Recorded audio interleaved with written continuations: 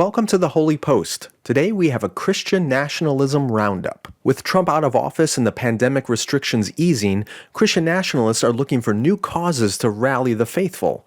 We look at Michael Flynn's incoherent argument that the Bible somehow wrote the Constitution, and a new expose of MAGA worship leader Sean Feucht by Rolling Stone shows that his ministry, which has only one employee, has raised millions in donations and purchased 3 houses.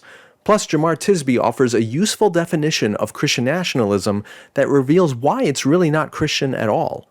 Then Caitlin Chess interviews disabled scholar and Shakespeare lecturer Amy Kenny about her new book, My Body is Not a Prayer Request: Disability Justice in the Church.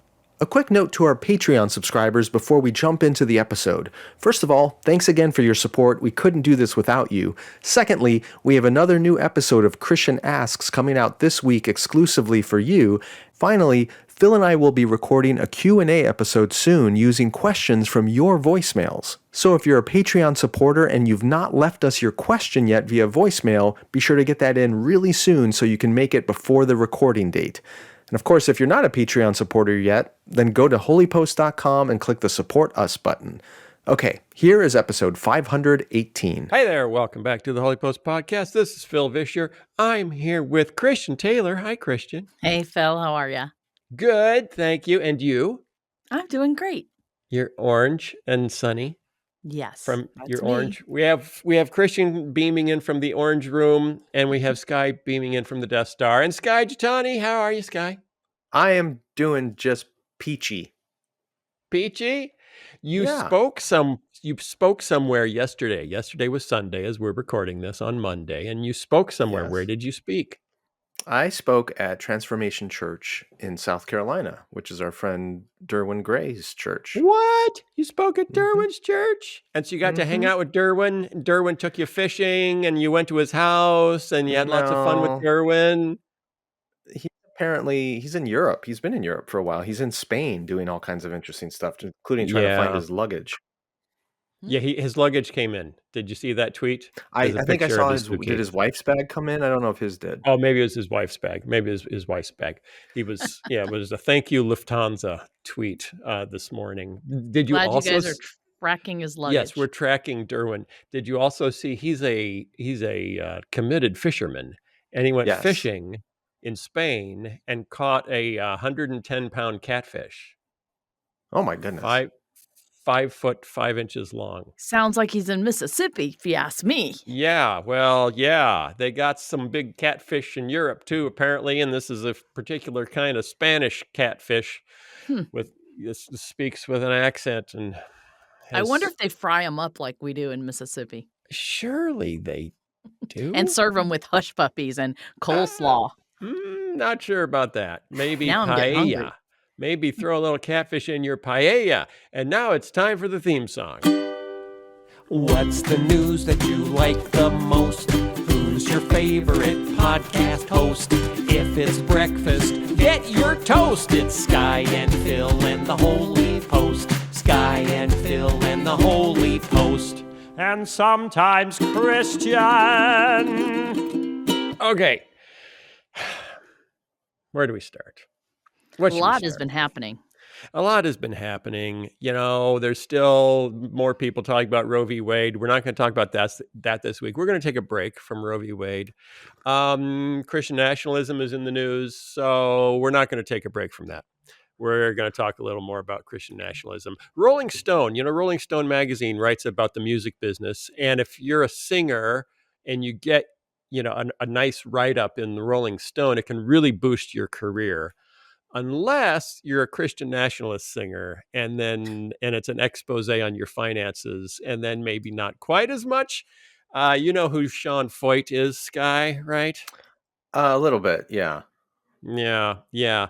Sean Feucht, the far-right Jesus rocker who made a name for himself protesting COVID, praising Trump, and sticking it to the libs.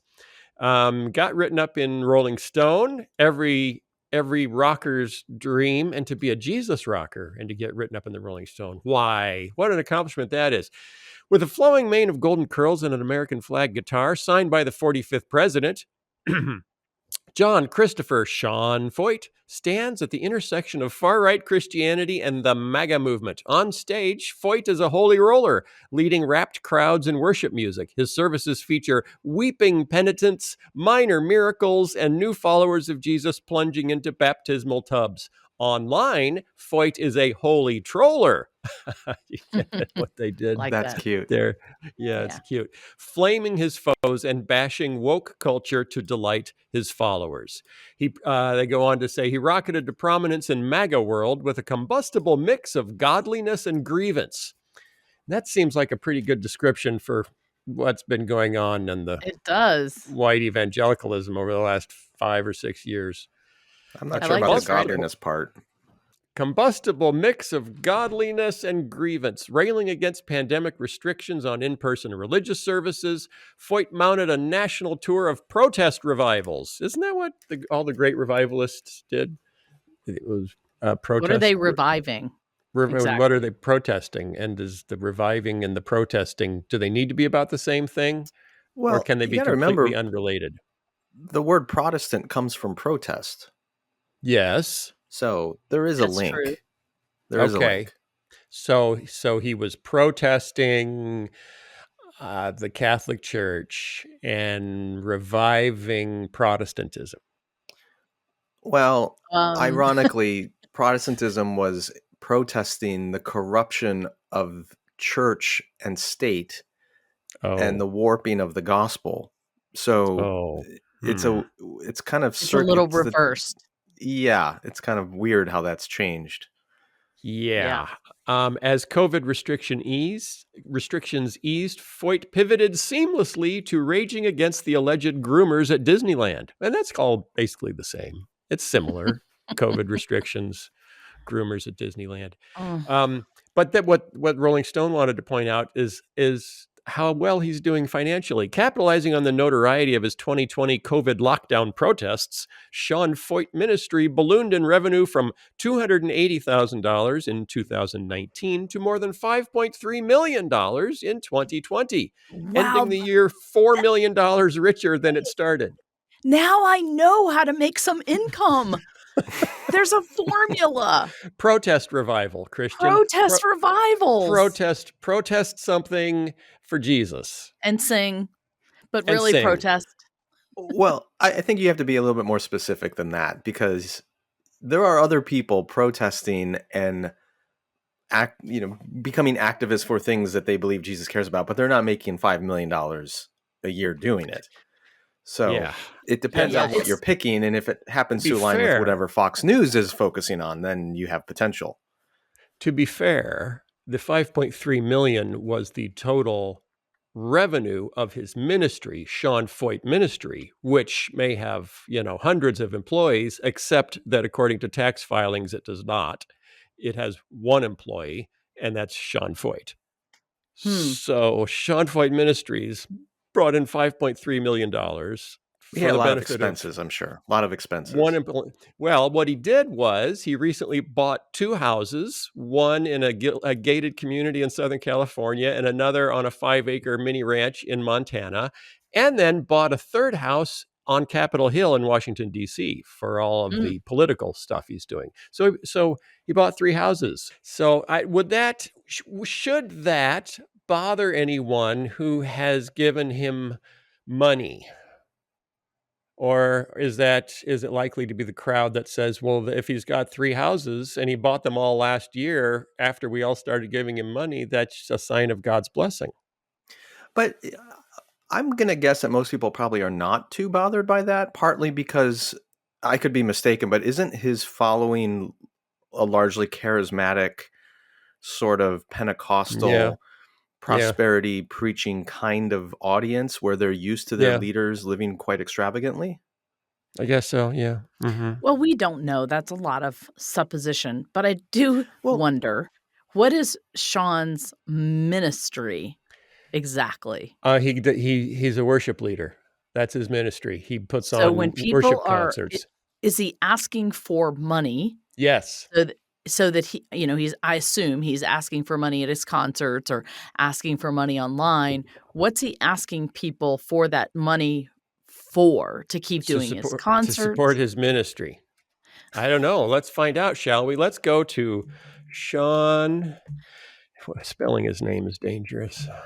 Yeah, it does not look like Feucht at all. No. I just have another, while you're looking that up, I have another question for us to ponder. Maybe you have the answer to this. But it does kind of make me sad that Rolling Stone is covering a Christian artist, but it's only to kind of do an expose on, the bad Christian artist. Do they ever cover Christian artists that are doing well I think for the public so, good? but not very often, because they generally don't cover that scene very much. But I think that Lauren Daigle, and if Christian artists get significant crossover attention, they're more likely to cover them. Otherwise, they don't report on the Christian music scene. I'm on his website. Sean Feucht is a speaker, author, missionary, artist, activist, and the founder of multiple global movements, including Burn 24/7, a worship and prayer movement now spanning 6 continents and more than 250 cities.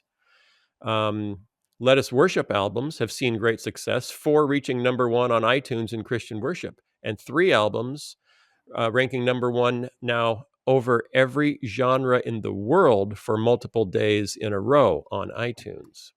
So he says his music is doing well, and he launches movements. And that's his about button. The next button is the donate button. And when you go to the donate button, what are you donating to? Thank you for your generous donation into the ministry of Sean Feucht. Sean travels tirelessly, bringing hope, life, perspective, prayer, and worship. We're honored that you're willing to be a part of this kingdom initiative. Your gift will be immediately invested back into the various needs of the ministry, which employs one person, Sean. Whatever his needs are. Yeah, and that's it. That's all the information. That's all the information you get.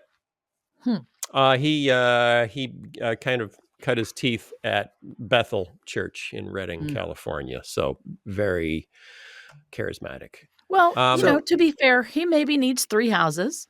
He's probably he's got a big family, or he's hosting, revival rallies. On his properties. My question is, does he have staying power? Like, is he going to be a Pat Robertson when he's a grizzled old wrinkled man 50 years from now? Is he still going to be doing this, or is he a flash in the pan? Is he riding the MAGA tiger and making the most of this moment? And it's too soon to tell, but it feels like, because he jumps from issue to issue to issue based on whatever is the hot button on Fox News at any given moment, I wonder if he can sustain that. Yeah. Well, Tucker Carlson's doing pretty well. Jumping from hot button to hot button. As long as the hot buttons keep coming, you can keep jumping. Yeah, but he's got the Fox News platform and audience that's captive, whereas Sean Feucht, whatever his name is. Feucht, sorry. It is weird. I shouldn't say that. I mean, I got a weird name, but it's hard to pronounce. Sorry, Sky. No, go ahead. Go ahead, Christian. What can we learn from this? I'm always the practical. I don't know what to learn, because also last week, I just think people are losing their minds. Former National Security Advisor Michael Flynn said last week in a podcast interview, 75 to 80% of the Constitution was, quote, created by the Bible itself. The Bible wrote the Constitution.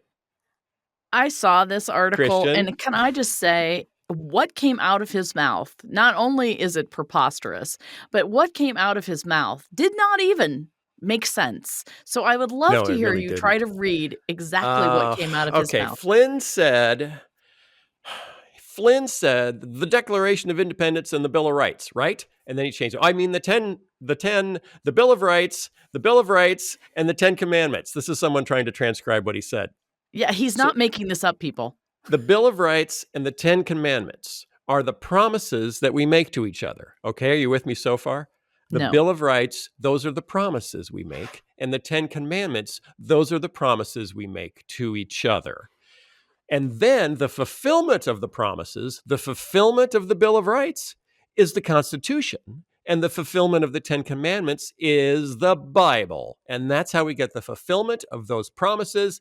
And bada boom, bada bing, that's how the Bible wrote the Constitution. Do you remember that show? I think Bill Cosby used to host it. It's like something like the kids say the darndest things, or Oh, I kids say the love that craziest things. show. Remember that Yes. show? So Yeah, great. yeah. Don't mention Bill Cosby, though. I He's know. If I you hate hadn't that. told me problematic. that General Flynn had spoken these words, I would have thought that you were quoting like a Christian version of that show with like 5-year-old Sunday school children being asked Yeah, about the Constitution and the Bible or something, because Yeah. it was adorable if it came out of the mouth of a 5-year-old, but a 5-star or adorbs. 4-star general of the United States who used to be the advisor to the president on foreign affairs, it's Uh-huh, frightening. uh-huh, uh-huh, uh-huh. Okay, moving along from there, did you see this? John Fia, our friend, the historian from Messiah College, pointed this out. The 7 Mountain Dominionists converge on Duluth, Georgia. This was an event on July 1st at Is there a mountain rather there? no, there's not. No, they bring their mountains with them. They're portable little mountains. You can set them up in a backyard and play cornhole on them. They visited the Gas South Arena, or the GAS. I'm hoping it's GAS because Gas Arena is a little weird. In That makes Duluth, me giggle. Georgia, which which seats thousands of people, and it was packed for the Flashpoint Live. And there's a show. Okay, the New Apostolic Reformation movement, the NAR movement. I New don't. No. Is that what it's Okay. called? You don't know? Yeah, it's the NAR movement. It was first labeled by C. Peter Wagner, the longtime world church evangelism professor at Fuller Seminary, who also was a charismatic leader. But it's the independent prophet movement. Mm-hmm. It's freelance prophets for hire, mercenary Sounds like the prophets. guys in Ezekiel. Yeah, it's Yeah, prophets for yeah. profit is what it is. Prophets for profit. Have prophecy, will travel. And it's not part of the traditional Pentecostal movement or the charismatic movement, because they're not associated with any group. They're freelance prophets. Just you decide you're a prophet. I'm a prophet, and if you and it's almost entirely social media driven. So I'm a prophet, and maybe you have a church, or maybe you don't even have a church. You just have a YouTube channel, and you too can be a prophet. It's like influencers for Jesus. You want to be a Kardashian, but you're just not that cute. You can be something even more powerful. You can be a prophet. Are These you people following me? used to travel with circuses and set up fortune-telling booths. That's how they used to make their Yes. money. Yeah. You know Do you what? know Walt? And you guys, Go ahead. sorry. I No, didn't hear you start. I was just going to say, seriously, I mean, it does sound like the guys and the gals in Ezekiel basically just deciding to, prophesy whatever they want, yeah, and they're promising good and wonderful things to everyone, yeah. which So did not work out well for them in the end. yeah. This movement started in the early 2000s or even late 1990s, but it really took off with the rise of Trump and the declaration by many of these freelance prophets that he was, the new Cyrus, God's anointed. He's here to save America and the church, et cetera, et cetera. And so because of Trump, many of these guys, and they're mostly guys, and they're mostly white guys, significantly increased their social media following. And now they've started working together and doing things like Flashpoint Live at the Gas Arena in Do Duluth, you really Georgia. want to? Do you want to call something flashpoint when you're in a gas arena? You want to be very careful. Don't, no open flames, please. But so a video circulated on social media about, and this, Lance Wallnau. Do you know who Lance Wallnau is? I don't. No, Sky. No, I've nothing. heard the name. Okay, Lance Wallnau, Dutch Sheets. Do you know who Dutch Sheets is? Nope. Besides a delicious Dutch pastry, it's a pastor. It's a pastry? Pastor, Sky. It's a pastry and a pastor. A pastor and a pastry. A pastor in a pastry in a pastor. Anyway, he was one of the speakers Back on there. track. Dutch Sheets was the special guest, and Lance Wallnau, who you gotta go to YouTube and look up Lance Wallnau, because his videos, my wife and I were watching some, they're like performance art. It's stream of consciousness, but he does voices. He'll slip into funny voices, and he has a big map of the world on the wall. And he's holding his iPhone in one hand, filming himself, streaming. And he was doing it like daily for a while leading up to the election, because of course Jesus had to show up and save Donald Trump, for re-election so that we could take back America. But it's intriguing. And these guys have huge followings, and they filled a gassy arena in Georgia, and then had everyone take a pledge. They all took a pledge, and it's hard to describe, but let me just, they're all also under the movement Seven Mountain Dominionists, which says that the church needs to take back the 7 major mountains of cultural power in America: business and the arts and education and the legislature and public restrooms, I think, is the last mountain. So everyone, thousands of people in the gassy arena, made this pledge together. Whereas we, the church, are God's governing body on the earth. Whereas we have been given legal power from heaven and now exercise our authority. Whereas we are God's ambassadors and spokespeople over the earth. Whereas through the power of God, we are the world influencers. So they're taking back their power from the Kardashians. Taking it back from the Kardashians. Whereas if you have to declare that you're a world influencer, that's a pretty good sign you're not. Whereas, because of our covenant with God, we are equipped and delegated by him to destroy every attempted advance of the enemy. Okay, that's where we start.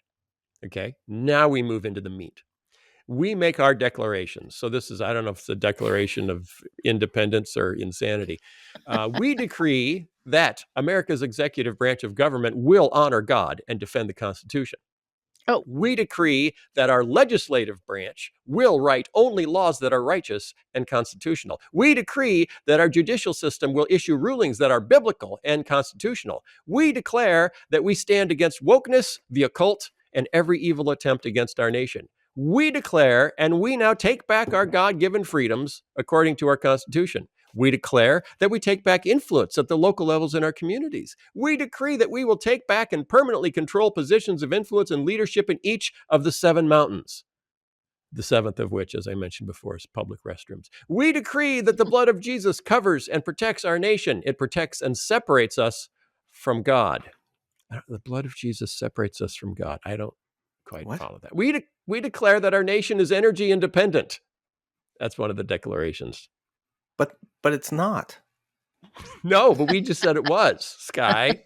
We declared it, and we are the prophets of YouTube. We declare that America is strong spiritually, financially, militarily, and technologically. We declare it, that we're technologically strong because we invented Netflix. We decree that evil carries no power, authority, or rights in our land, nor over our people. We decree that we operate in unity, going beyond denominational lines in order to accomplish the purposes of God for our nation, which is interesting since none of these fellows are members of a denomination. And we decree, number 13, get ready to pump your fists, Sky, that America shall be saved. Wow. America shall be saved. But they're not done. And this is like thousands of people chanting this together. It was like I don't even know what it's like, but it's a little bit scary. We know that this country was founded on Judeo-Christian principles. We know the truth. Therefore, we stand for truth and will never be deceived. We will never stop fighting. We will never, ever, ever give up or give in. And then, this is the William Wallace part. Freedom! We will take our country back. We will honor the one true God, the God of Abraham, Isaac, and Jacob. America shall be saved. Wow. God bless America. Needless to say, Sky, the crowd went wild. The crowd. And at first when I read this, and it said the 7 Mountain Dominionists converged on Duluth. I thought, Duluth, Minnesota? Like the Lutherans got into this? How is that even possible? But no, it's Duluth, Georgia. So it makes a little more sense. So we got Sean Feucht singing MAGA hymns with a American flag guitar signed by Donald Trump singing worship songs. We've got Michael Flynn saying, by the way, the Bible wrote the Constitution. Everybody knows that. We've got the 7 Mountain Dominionists gathering in not Duluth, Minnesota, in the gas house to pledge their allegiance to never stop fighting and to save America for the one true God of Abraham, Isaac, and Jacob. What do we do about this, Guy? I need help. I think what we do about it is we become mildly amused and then just move on. How do we? But there's thousands of people taking this pledge to take back America. Yes, Christian, I see that hand. I have a suggestion. Yeah, what do you got? Help me. Help me. So You've worked on Capitol Hill, where Sean Feucht just bought his 3rd house for the taking back of America. I did. They are expensive houses, for sure. But I've recently finished reading Lamentations. Mm-hmm. And there was a lot in there about corporate repentance and corporate lamenting. And really, I think the only thing that we can do is really lament what is happening, with our, brothers and sisters, with our denominations, because truthfully, we can't change that. We can sit back and look at it. We can feel heartsick about it. And it is sad. Like, I hear you reading those things off, and there's just elements of some sort of truth in there, some glimmers of that, covered over by a whole bunch of delusion and Christian nationalism. And my heart is just super sad. I mean, now that I look back on the 80s, even retrospectively, like, I am sad because I remember, protesting and marching and, being in these meetings where we were going to win the capital for Christ, and Bible studies all the time, people praying for everybody around us and, all of the, senators and congressmen that they would be won to Jesus, right? I mean, I remember those days and I look back now, and even then there was this mentality of, we are Christians, we are going to infiltrate the world, we're going to win it all for Jesus, and it's going to be the America we intended. And during that time, I didn't see anything wrong with that. I thought it was right and our God-given mandate, right? And it's just gotten worse ever since then. And truthfully, my heart is sad for where we have gotten. And I do think we need to corporately lament and begin to ask Christ for help, because that's our only hope. There you go. I'm off my soapbox. Thank you. Thank you, Christian. What do you think, looking back on the 80s attitudes, we got wrong at that time? I've had a lot of time to ponder recently and compare. I had no idea how similar what was happening in the Reagan years was to what was happening in the Trump years, until I really realized that the Trump people were using the playbook from the 80s.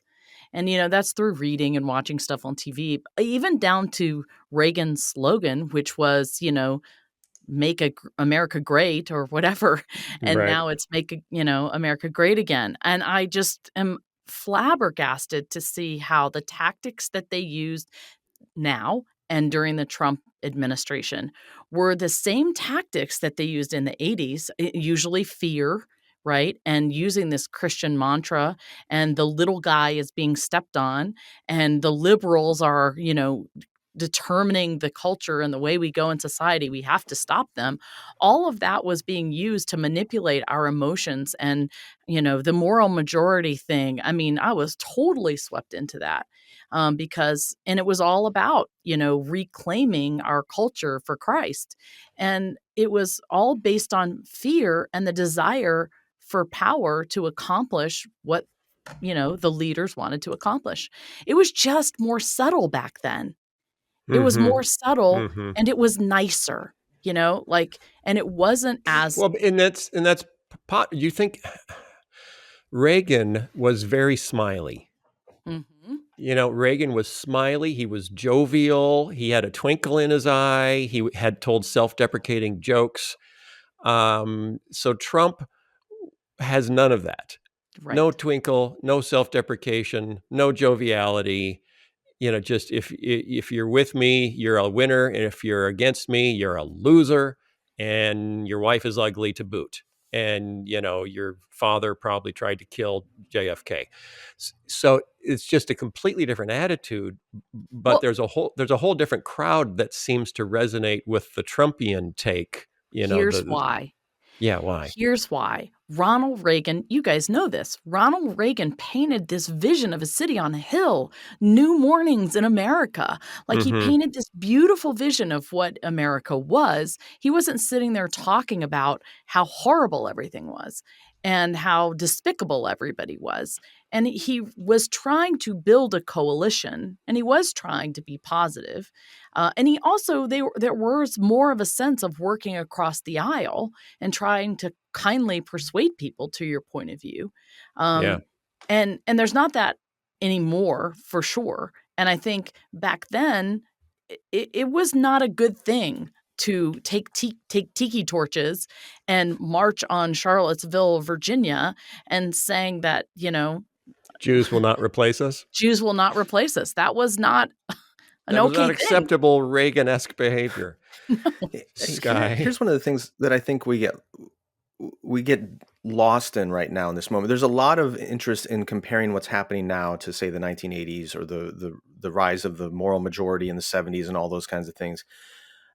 The difference for me is back then, I think there was a genuine interest on people who were beginning from a Christian faith and wondering, how does this faith play out in the public square? How does it play out in politics? How does it play out in what's happening in the nation?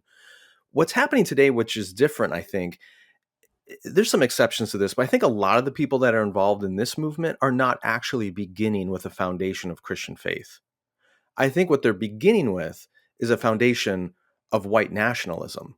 They're beginning with conservative politics. They're beginning with something other than Christianity. And they're so passionate about that thing that they care about that they're then trying to bring divine authority to it. And they're incorporating Christian words, language, songs, ideas in order to bring some kind of authority and divine sanction on what they're doing. So they're both wrong. They both make errors, but it's the starting point that's different. And so, Christian, to push back slightly on what you said about, grieving over where our brothers and sisters are and all that, I think a lot of the people in this movement are not our brothers and sisters because I don't think they're beginning with a genuine faith in Jesus. Some are. I don't know who, or I'm not trying to, put the sheep and the goats in their different buckets. But when I look at the rhetoric and I hear what they're saying, I don't think a lot of it's beginning with a genuine faith that just got off track into nationalism. I think it's beginning with nationalism and it's peppering faith in there to give themselves a sense of self-righteousness. I totally agree. And except I think there is some bleed over. I do think there's a muddy middle that kind of is both of those. Boy, is there a muddy middle. And that's where we need our pastors to be speaking out more and protecting their sheep against these lies that they get sucked into through social media. Yeah. Our friend, what? Go ahead, Christian. Go ahead. No, I mean, I was just going to say, I also think that truthfully, our culture needs us to lament for it. And, I was reading Ezekiel today. God said he was going to, exact vengeance on the deceivers and that he was going to come to the defense of those that had been deceived. So he was aware that even during the time in Ezekiel when the prophets were prophesying their own, prosperity gospel, he was aware that they had deceived people. Right. And he was angry about it.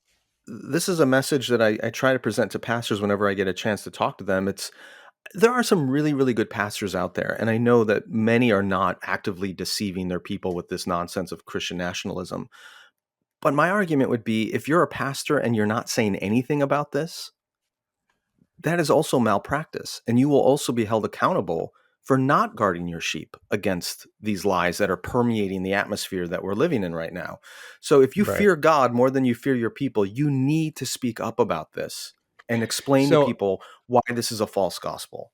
Okay, so one of the challenges of Christian nationalism is trying to define the term. Hmm. And last week, maybe it was the week before, Jemar Tisby was on NPR being interviewed about Christian nationalism, and I was interacting with him afterwards, and because he said something, I said, "Where'd you get that definition?" He said, "Oh, I made that up. I needed something, so I was working on it ahead of time, and that's my definition." Well, that's the best definition of Christian nationalism I've ever heard. So Jemar Tisby's definition of Christian nationalism. Here it is. Are you ready? You paying attention, Yeah, Sky? Sky, Yeah, you're I'm not writing looking it at it. down. I'm paying Oh, attention. good. Okay, because I could text it to you, then you wouldn't have to write it down. But anyway, Jemar Tisby. Christian nationalism is an ethno-cultural ideology that uses Christian symbolism to create a permission structure for the acquisition of political power and social control.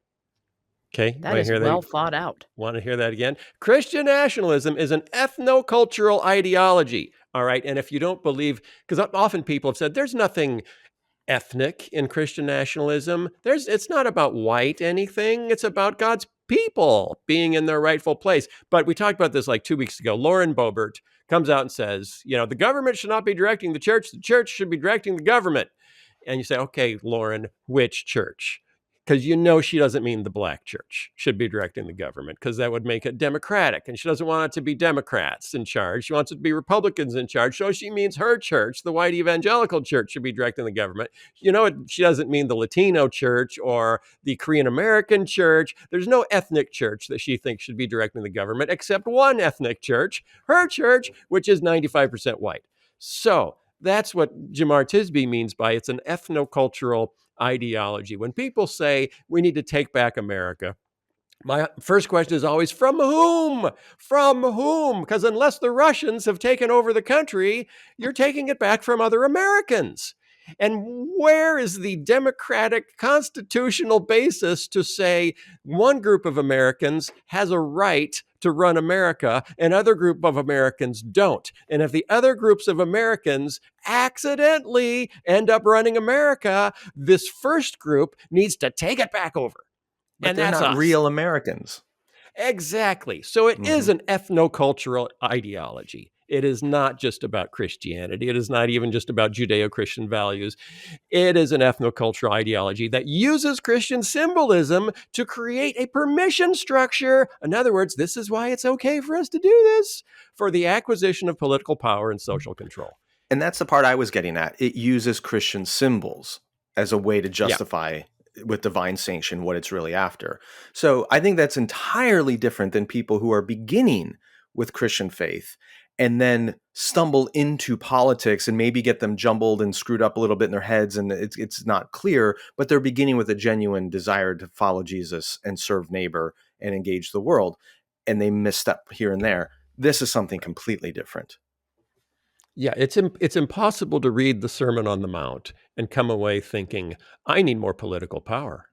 That's Well, where Jesus is leading us.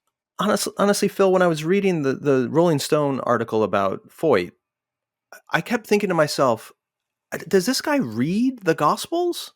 Like, I feel like if I could get him for like a weekend, I'd want to take him on a silent retreat and say, all you can do for the next 2 days is just read the Gospels. That's it. No music, no Mm-hmm. talks, no hoopla, just 2 days of silent reflection on the Gospels. And I'd love to then hear you talk at the end of those 2 days and what you think. Because I don't know how you come to the conclusions or the actions that they're taking at these rallies and the rhetoric and the demonization of those who are different and have a life that's actually rooted in the Gospels. I don't know how it's possible.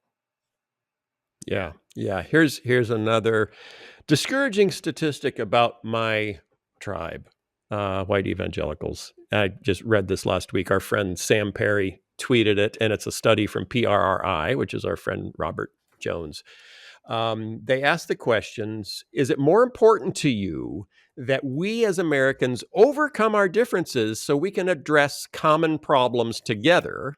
Or is it more important to you that we overcome our opponents, the ones who are leading the country in the wrong direction? So what's more important to overcome, our differences or our enemies? I And know the answer to that. every religious subgroup in America The majority said it was more important to overcome our differences, to work on common problems together, except one, white evangelicals, who the majority of 54%, not a huge majority, but is the only group where more than 50% said the most important thing is that we overcome the opponents who are leading in the wrong direction. Sky, Okay. you have something you Yeah. really want to say. Yes, because part of me understands and wants, I don't, this isn't a justification, but it's an explanation, I think, for Okay. that statistic. And I Okay. think what it's rooted in is white evangelicals, probably clearly more than any other group in the country, genuinely believe that we are at war. Yes. And if you are an Thanks for active Frank Peretti. war, yeah, if you are an active war, you've got to deal with the enemy at the gate before you're going to deal with fixing social welfare or, these other cooperative issues that need to be solved, climate change, whatever it might be. You've got to deal with the fact that you're about to be overrun by the enemy. And that's because the rhetoric within so much of white evangelicalism for decades has been this Cold War kind of rhetoric. And so this is one of those articles that came out, or these stats that came out, and this is the one that broke my heart, Christian, to go to your idea of how it makes you sad when you see this stuff.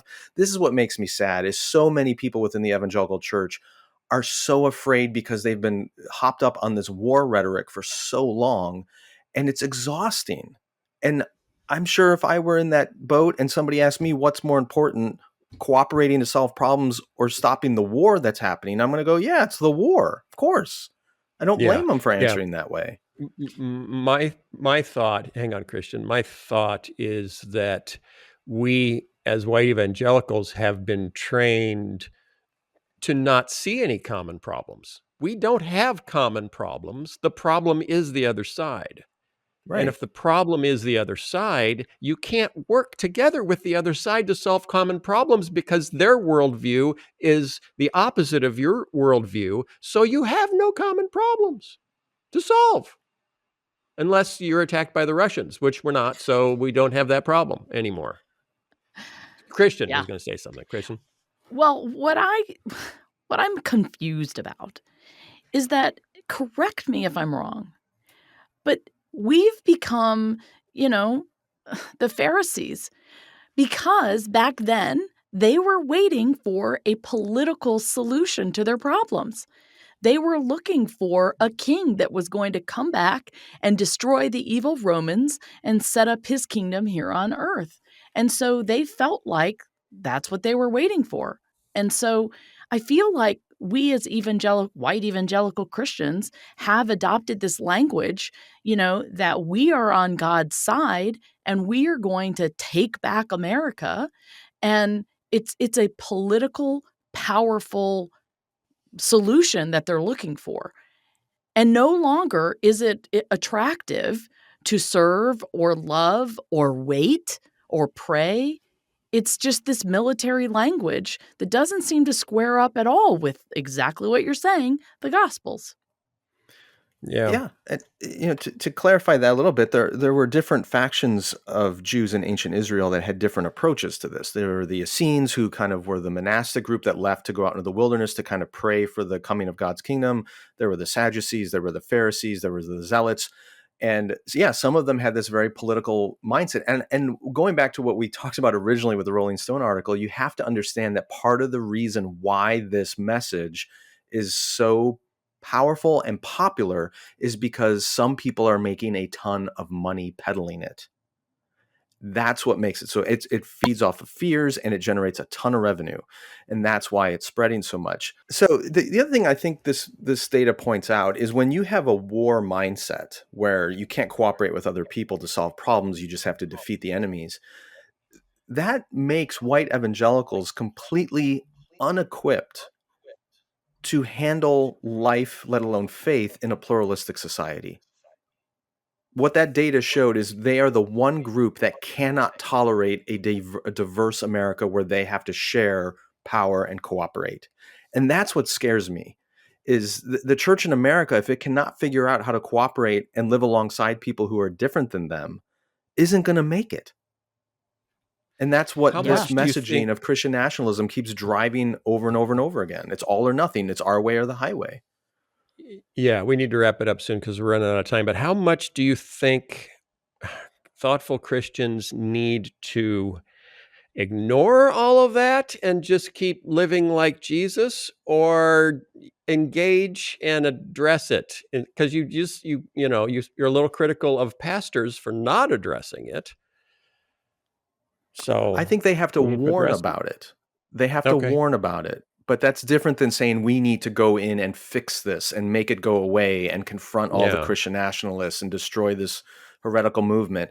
I don't think there's much fruitfulness going to happen by going after it directly, but I do think it's important that we make people aware of what it is, explain why it's opposed to the message of Jesus and his way, and then model and guide and show people how to walk with Jesus in a pluralistic society. Mm-hmm. Let's spend 80-90% of our energy on that, but we do need to warn about this thing that's floating around in the atmosphere that's catching too many people. Even Well, though and I you want to just echo. said, even though you just said you were going to kidnap Sean Feucht and make him read the Gospels. I did say I was going to Kind, kidnap him. I said I think it'd be kind an of interesting aggressive. experiment. Kind of aggressive, Sky. Okay, Christian, sorry. I was just going to say, I'd like to echo what you said long ago, and I've heard you say many times, Phil, which is ask questions. When we're talking dogmatically about, where people are doing it wrong or seeing things wrong, all that does is put them in that defensive posture. But if we ask them questions about, why do you think that? Or where did you get that? Or can you unpack that for me? And Right. you get them to be a little bit more curious, or you share, you know, where you base biblically your perspective. I think that's the opening for the conversation. And I truthfully do believe we should be lamenting for this problem that we're talking about and praying um, that the Holy Spirit would show us how to interact with those Yeah. people that we're discussing. Yeah. All right. Last thought, Sky. Give us something to feel good about and to apply. The reason I said at the beginning, I think we just need to be mildly amused and move on, is as big as this thing is, it's not the majority of the church in North America Mm-hmm. by a long Mm-hmm. shot. There are so many good, faithful Christians, including white evangelicals, including people of color in the African American church, the immigrant churches. There's a lot of wonderful things happening. This just gets too much of the spotlight. And so rather than Okay. fixating on this wackiness that's going on, we need to remember and focus on who are the men and women in our own lives, in our own communities, who just smell like Jesus and who are Yeah. sincerely and faithfully trying to follow his way in the context where they are. And let that be your encouragement rather than focusing on some of the wackiness that's floating across social media feeds. So I should Great. stop focusing on the wackiness on my social media feeds and bringing it up on the podcast. No, we're I think it's we're warning important for you people to about bring what's it up. out there. Yeah, I think Mm-hmm. it's important, Phil, because it makes people think, and then we do have, just like Sky said, an opposite avenue, Yeah. to react. Yeah. Okay. Thanks, y'all, for listening and supporting us on Patreon. There's really cool new stuff coming out on Patreon. The Caitlin Chess special episodes that Sky's doing, and other stuff. And Christian Asks that Sky's doing with Christian on Patreon. So you can check that stuff out there. Sky, is there anything you want to mention before we leave? Last week we released the first of our special sub-series called What in the World, based on the book Inalienable, where we are interviewing global Christian leaders on their perspective and how it can help the American church recover from some of its nuttiness that we just discussed. So that first episode came out last week with Ruth Padilla DeBorst talking about the kingdom of God, and we'll have more episodes coming, so be sure to check those out. Okay. Okay. And And also, we'll what about go ahead. our questions? You were going to talk about the questions, people's Oh, questions. yeah. Phil and I are going to be doing a special episode coming up. It's a Q&A where if you are a Patreon supporter, you can leave us a voicemail with your question. And if it's, a really good one and we select it, we will play your audio voicemail on the episode and then respond to your question. So go to the Patreon page at holypost.com, support us, and you can click there and leave your voicemail message. I think time is quickly running out, though, to leave those. So if you want to get in on it, do it right away. Hurry, run, don't walk. And the first 400 to leave a voicemail will get a free copy of our recipe for everyone's favorite charismatic pastry, Dutch sheets. We'll put it in the mail. And thanks for listening. And we got a great interview coming up, and we'll see you next week. Bye. Bye, everybody. In 1 Corinthians 15, the Apostle Paul says that Jesus' resurrected body is the first fruits of redemption, meaning it's the beginning and the pattern for the renewal of all things that is to come. Well, have you ever considered that Jesus' resurrected body still had the wounds of crucifixion? What does that mean for our future and the future of all creation? That's one of the issues that Amy Kenny, our guest today, brings up in her new book, My Body is Not a Prayer Request: Disability Justice in the Church. The fact that Jesus had those wounds even after the resurrection might mean that some of the things that we consider to be disabilities in the present world may actually endure because they're a gift. They're something that God wants to use to bring glory to himself and strength to the church. Dr. Amy Kenny is a disabled scholar and a Shakespeare lecturer, and in her conversation with Caitlin Chess, they look at different passages of the Gospels and explain how they speak of disability in a way that we often overlook or frankly just get completely wrong in the church today. This is an absolutely fantastic conversation that, to be honest, I had to pause more than once and open up my Bible to look at these texts myself. Amy Kenny has some really brilliant insights, and her own story and the way she's been treated as somebody with a disability in the church is eye-opening. Here's the conversation with Caitlin Chess and Amy Kenny. Amy, thank you so much for joining me today. Thanks for having me. I'm really excited to be here. Yeah, I was telling you just now before we started that I'm in a book club with your book that we're going to talk about in a minute. And we were just talking about how it's totally changed how excited I am to talk to you because I have now, 10 or 15 other people in the back of my mind who all had, feelings and thoughts and questions about the book. And just a good reminder that it's so much better to be talking in community with people. We're going to get to that in a minute and kind of how people can engage with this book better. But it's been fun for me to kind of jump back into the book with a bunch of other people's thoughts. Can we first start off just talking about the title, which even just the cover is striking. Almost everyone that I have talked to has been like, oh, I've seen that book somewhere. It's really beautiful. And the title is also very striking. My Body is Not a Prayer Request. I can imagine you've had various reactions to that title. Can you talk a little bit about what it means and why you think it was a good introduction to the rest of the book? Thanks for saying that about the cover. And I'm just so thrilled that you are reading this with a group. That was my dream. And so it's just come true. So it's very exciting. The title is a really loving pushback on the idea that my body is a prayer request, that people approach me without knowing anything about me and without my consent, praying for my disability to be erased.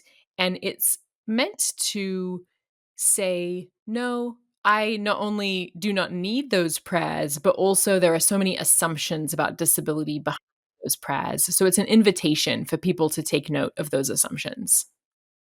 Yeah, I love that. One of the, first conversations we had in my book club is obviously about the title and how in a church context, we do have sort of set assumptions about things and set responses. Like there's an easy response to certain kinds of problems and not other, there's certain problems we don't respond immediately with a prayer request, but there are certain ones that we do. And it did immediately feel like, okay, this is going to challenge us in some good, appropriate ways. Can you talk a little bit about what led you to write the book? You are a Shakespeare scholar and you decided to write a book about disability and a book for the church. And I'm just curious kind of what led you to want to do both of those things, write about disability, your own story, but also about kind of larger theology about disability, but then also why it was theology. Why was this kind of a message for the church?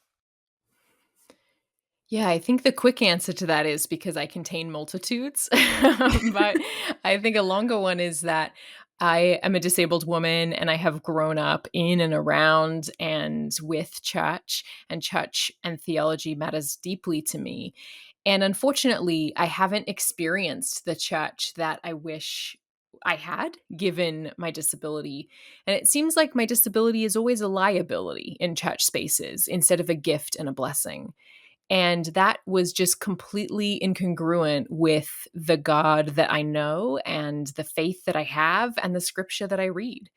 And it became clear to me that the more that I talked about my experience as a disabled woman of faith, the less anyone had really ever heard of any of these ideas that I'm talking about in the book. About not anyone, but many people within church spaces seemed surprised or as though this was new information. And so it is intended to invite people into the world that I'm already living in and invite people into the disability community, because so much of what's in the book we already know and practice. Yeah, that's great. One thing that I think is important to talk about, partially because it's a big part of the way that you tell your story in the book, and I love your like top 10 lists that are, in every chapter. But also just because I think it's important for people to hear some of the really hurtful, damaging, unhelpful things that people have said to you or done to you. Strangers you talk about most of the time. I think it's important to ask you to talk about this, mostly because I just think people are genuinely surprised when they hear these things. Like in my book club, there were some people in that group who either are disabled or have a relationship, very close relationship with someone who is, that weren't surprised. But many of us were genuinely shocked by some of the things that have happened to you. And I think it is one of those things that's a hard barrier to cross. It's hard to help people understand what your life is like, but I do think it would be helpful for people to kind of get some sense of what kind of messed up ideas about disability are out there that I might never encounter because I have the privilege of living in a body that doesn't encounter them in the world. Yeah, thanks for saying that about the lists. I added those as a bit of levity because there's so much trauma and abuse and ableism in the book, and that can be really heavy for people to read through, particularly if they're unfamiliar with it, as you're saying. And I wanted a way to present here's some of the most absurd stuff that's been said to me on a daily basis, but not shame anyone for it, because I don't think that smells like Jesus. The I receive remedies all the time from people. I'll just be out and about at the park, at the library, at a grocery store, at a church, and people will approach me and recommend everything from eating more kale to hitting my leg with a hammer to just trying to walk to sleeping with soap to putting garlic in my socks. Somehow I'm still disabled. And those remedies seem absurd and outlandish. And I think they really speak to the lack of understanding about disability and the assumptions that everyone wants to be non disabled and that it's just a quick fix or a remedy away. I also receive a lot of at leasts from people. People will say things to me such as, at least you have someone to take care of you. At least you still have a good smile. At least, and the list goes on. As though there's a hierarchy of suffering, or as though there is a hierarchy of whether or not you are worthy of love and care. And so I put those in because I receive them so regularly that they're not a surprise to me anymore, but they are to so many non-disabled people or people who just don't have a family member who's disabled. Because unfortunately, we receive things like this all the time from strangers. Yeah, I think the thing that also was so surprising to me, partially because I've grown up in the church, and so I feel like I'm around Christian people all the time, and I thought I had a good sense of how we would think about these kinds of things. And then hearing in the book, you talk about people, just strangers coming up and praying for you, or kind of speaking things over you, or touching you, was so surprising to me because I would have associated that, just being honest, I would have associated that with like, sure, at a prosperity gospel church, maybe, but not in my kind of standard Orthodox, good, theologically robust church would someone do something like that. And I was surprised, yes, to hear all the kind of wild suggestions people have made, but also to hear you talk about that. Can you talk a little bit about kind of what uniquely Christian things people can sometimes say and do that are just damaging and unhelpful? There's the notion that disability is connected to sin. And so that works out in a practical theology by people approaching me and saying, what sin is preventing you from getting up and walking, or praying for me, or accusing me of not having enough faith to walk or to run. There are accusations of being faithless or sinful. There's the assumption that this is somehow a punishment for my behavior, or maybe sometimes for my parents' behavior. I've heard all of these things to my face. Imagine what they say behind my back. And I think that a lot of these theologies really get slipped in with that prosperity gospel, like you're talking about. And it's easy to think that it's something that happens over there. Hashtag not all Christians, not in my church, right? And yet, this has happened in every church space I've been a part of. The idea that disability is tragic, sinful, burdensome, that I am less than an image bearer, that's wrapped up in so much of the theology. And it really impacts the way that we understand our disabled neighbors and the way that we interpret scripture, the way that we understand disability in scripture. Yeah. Yeah. I'm curious what you think about, other than sort of a very obvious prosperity gospel, like someone who might really truly believe that there's this kind of transactional relationship with God. What other kind of theological mistakes do you think? I want to get to the Bible in a minute, which is one of my favorite things about the book, is your really beautiful exegesis of some of these passages. But what do you think are some of the theological errors at play when people aren't necessarily believing a very explicit kind of prosperity gospel? Because I have to imagine, I mean, one of the things that I think about a lot is the way that we can kind of assuage the fear that we have about a world that is very dangerous and our bodies that are very fragile and the things that are just not as stable or certain as we think that they will be, by trying to convince ourselves that the only reason someone ends up in a situation that seems really just awful to me is they had to have made a poor choice, or they're sinning, or I think about that mostly when it comes to my own safety and security. Like if I hear of some horrible thing out in the world, it's so difficult for me to kind of internalize that and deal with the problem of evil that is out there, of some shooting or some horrible disaster, that I can find myself slipping into placing blame on people who shouldn't have the blame placed on them, just because I need to feel kind of safe and secure. And do you think something like that is going on? Do you think there are other kind of theological, or maybe not even theological, but just kind of emotional, kind of inner reasons that people reach for these kinds of explanations, that if they were being honest or kind of confronted with it, they might call those theological errors, but they still kind of fall into them? Yeah, I think you're absolutely right. Fear is at the root of so much of this. Fear of the unknown, fear of lack of control, fear of the other, fear that I am the ghost of Christmas future, fear that they will end up like me, fear that if they are not in control of their own success and happiness and wealth, then what does that mean? Why are they working hard? Why are they striving? Fear of losing everything that they've worked for and everything that they value. And unfortunately, all of that gets projected onto my body. But I will say also that we know that perfect love casts out fear. And so the invitation for all of us is to love our disabled neighbors enough, to stretch ourselves enough that we can cast out all of those fears that we have around the myth of independence. Yes. Oh, that's so good. Let's get into the Bible, because like I said, it's one of my favorite things about the book. I The love Bible. Yes. I love it because I love the Bible, and I love thinking about all of the things that we have done very wrong and the places that we have made, serious missteps.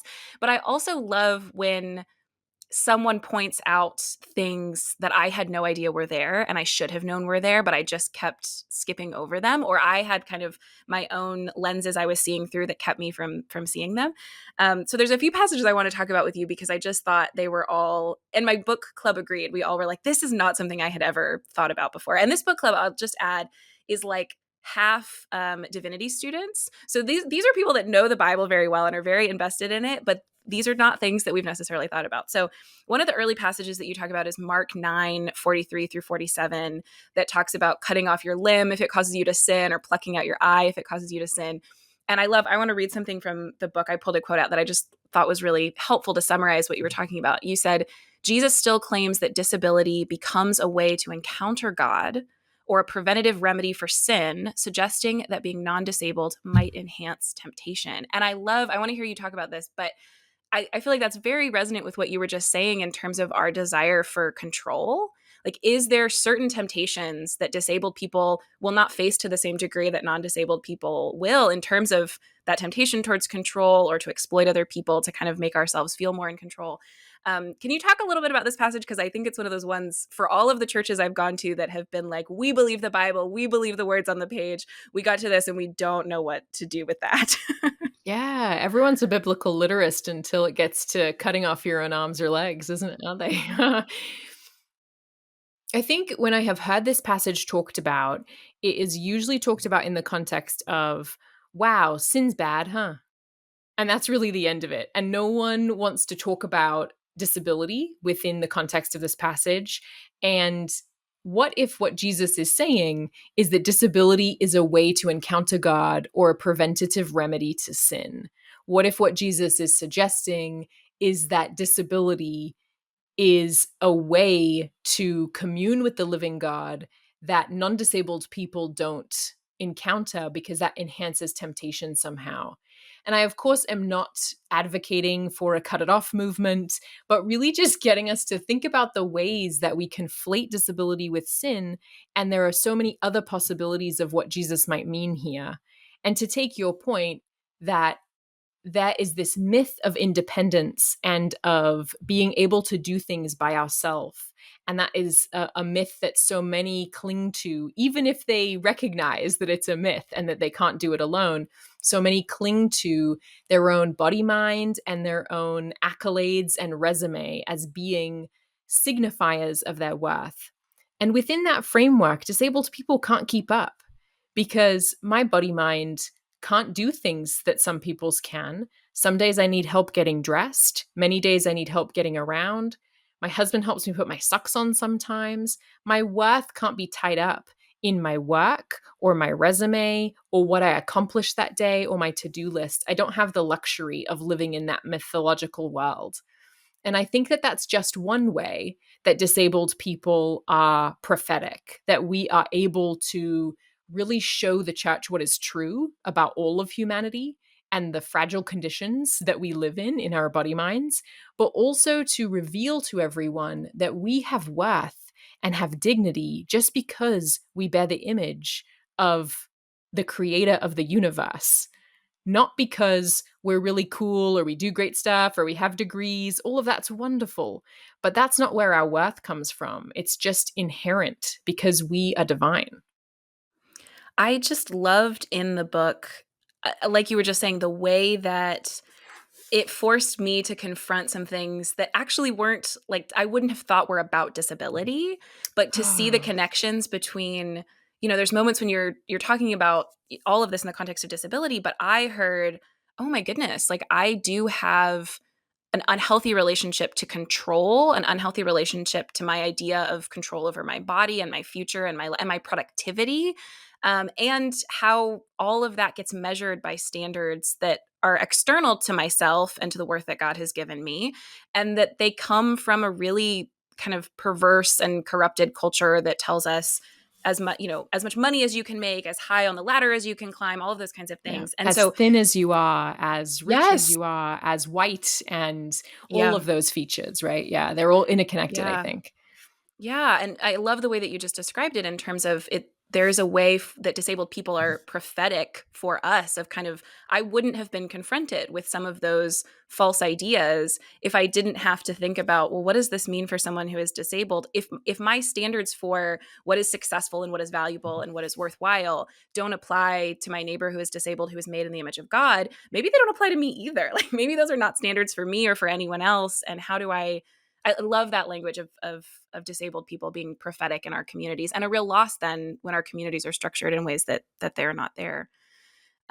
Let's talk about the next passage, which is, I may have said the first one was my favorite one you talked about, but I'm going to say it again. This is another favorite one you talk about, from John 9, the man who was born blind. And I love this because it's early in the book as well as the other one. And you talk about how this is the kind of case you were kind of alluding to before, when people have these assumptions where the disciples ask Jesus, who sinned, this man or his parents, that he was born blind? And I think on face, like just in most churches I've been in, it's been easy for us to go, oh yeah, we don't believe people are born disabled because of their parents or themselves. That part wasn't that surprising to me, though it is convicting in the ways that it can seep in. But what was very surprising to me was the way you brought out the fact that Jesus healing him physically did not heal him socially, and it didn't fix everything about his life.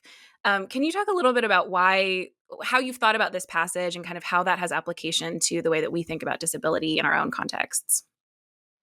It actually makes his life worse, doesn't it? Yeah. Because he is ostracized even further, because in that passage, everyone is so suspicious of his curing narrative that that is an outcast narrative that's taking place. And what that reveals to me is something that seems so obvious to me as a disabled woman, that if you are unable to see me as an image bearer because I am using a mobility aid, then you don't really see me as an image bearer. It has nothing to do with that mobility aid. And something that's so rich about this passage for me is the distinction that I'm making in the book between curing and healing. That curing of bodies and healing of souls are really different things. And unfortunately, we've conflated them too often in the church. Because what happens is we say that all of the healing narratives are just about curing, and then we should go and do likewise. And that's not what this passage says at all. In fact, the passage itself is structured in a way that if it were only about the physical cure, it would stop after verse 7. It goes on for 40 some more verses because it's invested in something richer and deeper. And I think that's the healing that Jesus brings. I think curing is rapid, it is individualistic. It usually, in our modern world, takes place in a medical context. And we sort of want to erase all of the effects of disease or disability. But healing is rich. It's messy. It's nonlinear. It takes time. It's the process of coming to terms with what you've experienced and how it has changed you and what you are going to do moving forward.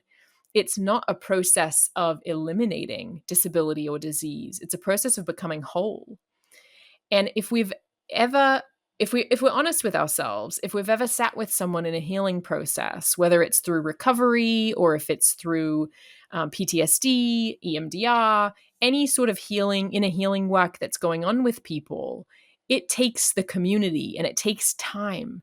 And I think that's why churches today in the US are so invested in curing instead of healing, because there isn't an instant gratification. And it actually demands that we be community to each other instead of just having the vending machine Jesus or magician Jesus of quick, give us a cure, and then we can all move on with our lives. Yeah, again, going back to my book club, when we were first talking about the title of the book, there was some pushback in the group because we were like, well, don't we want to pray for people? And who wants, who doesn't want someone to pray for them?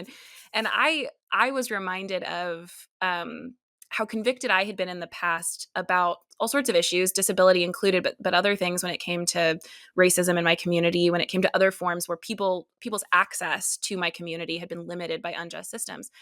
I realized that there was something kind of wrong in my thought process if my assumption was I see this problem, my response to this is prayer, and not build a ramp in the front door of my church. Or what about seeing someone who has limited access to my community makes me go, my only recourse is prayer, or my first recourse is prayer, and not trying to build a community that is more equitable and that people have access to. And that was helpful for our group to kind of think, not just let's think differently about prayer and let's think differently about disability, especially when it comes to what we ask God for and how we think about disabled people, but also just what in us thinks that that's the kind of first response and then the only response, instead of, I don't know, I know people who don't have access to my church that have specific things that they would like that we could do. And we don't do it when prayer is kind of the immediate response. I just appreciate the way that you talk about that social dimension and kind of the demand that places upon us to do something that is more than me in a room praying, which is important, but doesn't kind of respond in a way that I have resources to respond with that I could. Let's talk about Luke 14 next. Again, just one of my favorite parts of the book, this one towards the very end. Can you just describe that passage for us? I love the way that you talk about it in the book and kind of why that, again, it's another one of those passages that I've heard preached I'm sure many times. I've read plenty of times. It never would have showed up on a list for me of passages to think about disability. So can you kind of just describe for us what that passage talks about and what it means in the context of the book? This is one of my favorite passages in scripture because it's so rich with meaning for me. Jesus is describing a banquet, and we call it the Great Banquet. And usually, when it's talked about, it's taken to be eschatology. And so we're using this as a way of thinking about what new creation or what heaven is going to be like. And in the description, Jesus says that people are to go out and invite poor and disabled people first, and that then there will be enough for everyone else to eat as well. And what a beautiful message of what new creation looks like and tastes like, that it's a delicious banquet where poor and disabled people are centered, and that is enough for us all. There's no talk of cure. There's no talk of condemnation. There's no one critiquing the idea of, are those really your access needs? Which is something that I receive a lot in churches.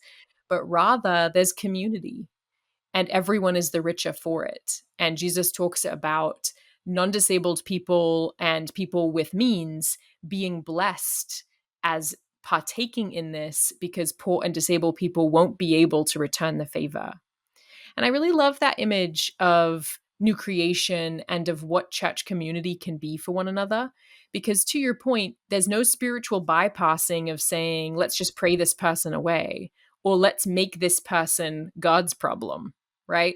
Instead, it's saying, I am going to create an accessible banquet that you can participate in. Because in order for there to be poor and disabled people at the banquet, you have to know them, you have to make accommodations, you have to meet their access needs. So the Great Banquet is an accessible feast for us all. I love that so much. And it's such a picture of kind of what we've been talking about in terms of, I think it's unfair to ask people to pray for something that they aren't willing to be the answer to if given the opportunity. And too often we feel like I've done my part. I've prayed a prayer, and that was kind of the whole that was demanded of me. And I've been in so many situations in my life where I felt like I did a good thing by praying. And again, I think we should pray, and I love praying to God for things that are important. I think it shapes our heart's desire to have the kingdom come on earth and to participate in it. But I don't think I've really truly prayed until if given the opportunity, responded well. Like, was my prayer really genuine? If given the opportunity to respond, with my hands and feet, did I really do it? And I love that image, just pulling out the details of like, okay, if we were really going to do this banquet, what would be required of the people who have access, who have resources to make it actually happen? Because they have the access and the resources, they can do more than pray. So what would be required of them to make it happen? This leads me to, I think, one of the things that makes people maybe the most uncomfortable when we're thinking about the Bible and disability, but I think is so important, which is thinking about Jesus as disabled, both in his suffering on earth and then very crucially, and you talk about this a lot in the book, in his resurrected body, having scars that people touch that identify him to people. Can you talk about kind of how that depiction in scripture changes things for us theologically, what it changes for us when we think about disabled people, but also what it changes for us when we think about God? I get a lot of pushback on this because it makes people very uncomfortable. And as you say, and to me, that reveals their discomfort with disability more than anything else. Jesus's resurrected body is disabled. He says to Thomas, put your hand in my side, touch my scars, see them. Blessed are you who have seen, but blessed are those who have not seen and believed. And as disabled people, we know that all too well. People touching us without our consent, people poking and prodding us, people wanting to examine our bodies for proof, and not believing and gaslighting when a story is told, as it is here with the women sharing that they have seen the resurrected Christ and Thomas saying, nope. And this, I think it's also really important because we say that we believe that Jesus has defeated the dominions of darkness and defeated death itself, and that death has no sting. But it was a whoopsie that he came back disabled. I mean, that doesn't make sense. So I think that what we are uncomfortable with is the idea that the risen Christ would choose a disabled form. And what that reveals to me is that it gives me the freedom, and hopefully it liberates us all, because it makes me realize yet again that my redemption and the marks of my healing are not things to be hidden or erased or eradicated. My disability isn't something to be ashamed of because it emulates the risen Christ. And that disabled body is the mark of all of our healing. Yeah. Oh, it's so beautiful. And I think it's such a picture, like I said before, about how we can get very comfortable reading scripture certain ways and then completely miss things that are so important. And we need people who are attuned to those things, who are attentive to pull stuff out for us. I mean, I think even if someone reads this book and there's, ways that you're interpreting scripture that they disagree with or they might have a question about, at least they've been poked. Like at least they've been, presented with this thing they might have missed, this question they wouldn't have asked or something like that. I just would really encourage people to, especially to read the book, but also to think through, like, what am I missing by not having perspectives like this in my life? One last question that I just think is probably the most important question for many of us, other than kind of reading the book and thinking through, these kinds of questions. What would it look like from your perspective for churches to not just think differently about disability? I want pastors to preach these kinds of passages differently. I want people in churches to think about them differently. But what would it look like for us to act differently? What are kind of practical steps that we could do? For example, like I said, when my book club met, there were some things that really surprised us. And one of those things was that we were really surprised that churches are exempt from the Americans with Disabilities Act. That was like really shocking to people in this group. And so what are kind of, talk a little bit about that, maybe about how churches are exempt from that, but then just talk to us about what it would mean for us in community to respond really practically to what we've learned from you. I so appreciate this question because it can feel abstract. So making it concrete is so helpful for people. Because some churches fought against the Americans with Disabilities Act when it was signed into law in 1990, it means that even today it is legal to discriminate against disabled people in churches and in Christian schools. So churches are not legally required to have accessible bathrooms, curb cuts, anything that is considered a reasonable accommodation. So I think the first thing that churches can do is an accessibility audit. Hire a disability consultant, assess your church's accessibility, make sure that your church is accessible not just for physical disabilities, but a broad, diverse array of access needs. And also think not just about how the space is set up with sensory rooms or captions or interpreters, or not making people stand and sit and kind of demanding a certain physicality of people's body minds, but also think about the attitudes in your community. Do you hide, shame, or belittle disabled people? All of that can be a part of an accessibility audit as well.